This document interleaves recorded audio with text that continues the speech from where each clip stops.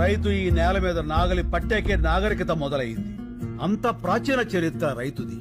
మీలో ఎవరికైనా ఒక బియ్యపు కింద తయారవటానికి ఎన్ని రోజులు పడుతుందో తెలుసా? తెలీదు. 120 రోజులు. 120 రోజులు ఒక రైతు తన చెమటని మట్టితో కలిపి పండించే గింజ గింజ కలిస్తేనే మనం తినే అన్నం ముద్దవుతుంది. అది తెలుసుకోండి. మెతుకు కింద పడితే కళ్ళకద్దుకునే దేశం. ఆ మెతుకులు పండించే రైతుని నిర్లక్ష్యం చేస్తుంటే ఇంకెవరికి చెప్పుకోవాలి సార్? ఎవరైనా అన్నం పెడితే అన్నదాత సుఖీభవ అంటాం. అన్నదాత అంటే ఎవరో తెలుసా? వండినవాడో వడ్డించిన వాడో కాదు, పండించిన వాడు. వ్యవసాయానికి మించిన సాయం ఆ దేవుడు కూడా చేయలేడు. సెల్ ఫోన్ లేకపోయినా మనం బతకగలం, టీవీ లేకపోయినా బతకగలం, ఏసీ లేకపోయినా బతకగలం. కానీ అవి తయారు చేసేవాడు కోటీశ్వరుడు. కానీ అన్నం లేకుండా మనం బతకలేం. అది పండించే రైతు మాత్రం ఎప్పటికీ పేదవాడే పేదవాడే పేదవాడే. అంటే పరిశ్రమలు రావడం తప్పంటారా? పరిశ్రమలు రావడం తప్పు కాదు, రావాలి. కానీ అవి పంట భూముల్ని నాశనం చేసి కాదు.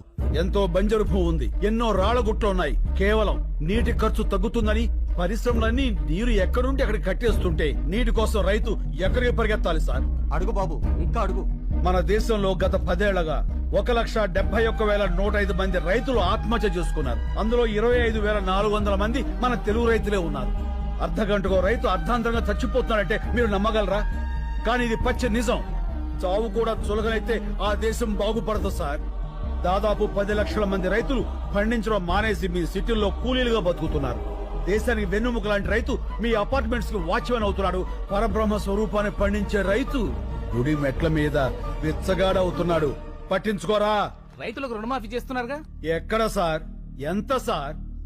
వాగ్దానాలో కాదు, వాస్తవాల్లోకి రండి.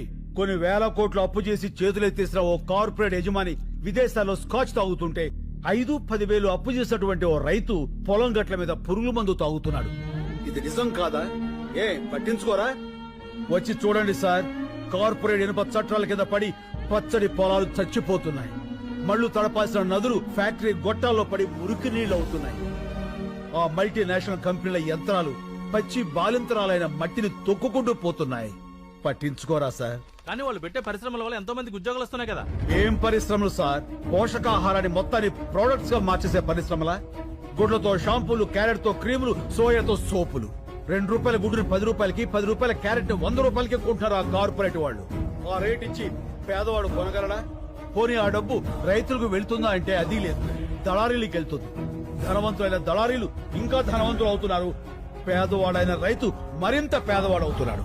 పోషకాహారం దొరక్క పేద పిల్లలు, పేద వృద్ధులు జబ్బులతో